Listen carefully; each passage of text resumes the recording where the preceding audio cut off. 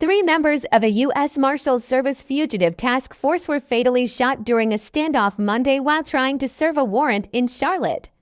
A Charlotte police officer died hours later from injuries he suffered during the incident. Four other law enforcement officers were wounded, and the person they were pursuing was killed. The task force members were attempting to serve a warrant for possession of a firearm by a felon when they were met with gunfire at a Charlotte residence.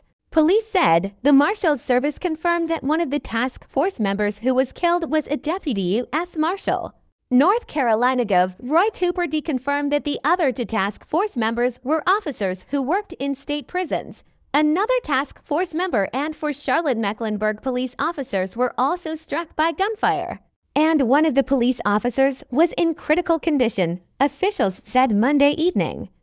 Later that night, the Charlotte-Mecklenburg Police Department announced. Charlotte-Mecklenburg Police Chief Johnny Jennings described the incident as a tragic day for the city of Charlotte and for the profession of law enforcement. Today, we lost some heroes, Jennings said during a news conference Monday evening. About 1:30 p.m. Monday, members of the task force approached a Charlotte residence to serve the warrant, Jennings said.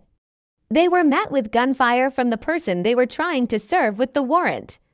The task force members returned fire, and the person died in the front yard of the residence, Jennings said. As the task force members approached that individual, they were met with more gunfire from inside the home, which led to a long standoff between law enforcement and the people inside the residence, Jennings said.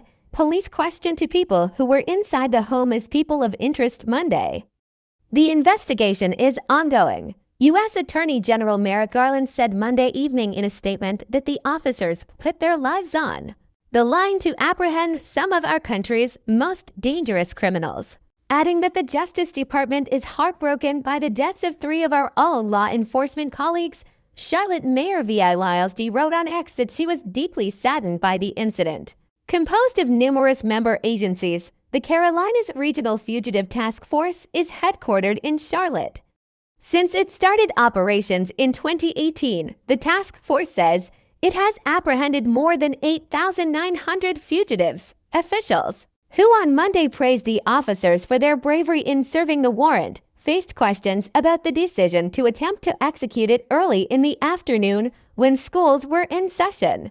Charlotte-Mecklenburg Police Department for more than 30 years said he couldn't recall another incident like Monday's. The last time Charlotte police officers were killed by gunfire while on duty was in 2007, according to the police union's records.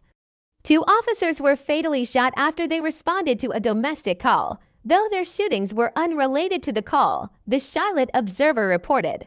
One of the most recent U.S. Marshals' deaths in the line of duty was in October 2021, when a deputy was killed in a vehicle accident. This is a good example of what we try to tell people every single day, that when we put on this uniform, Jennings said, that we don't have any guarantees that we'll return home.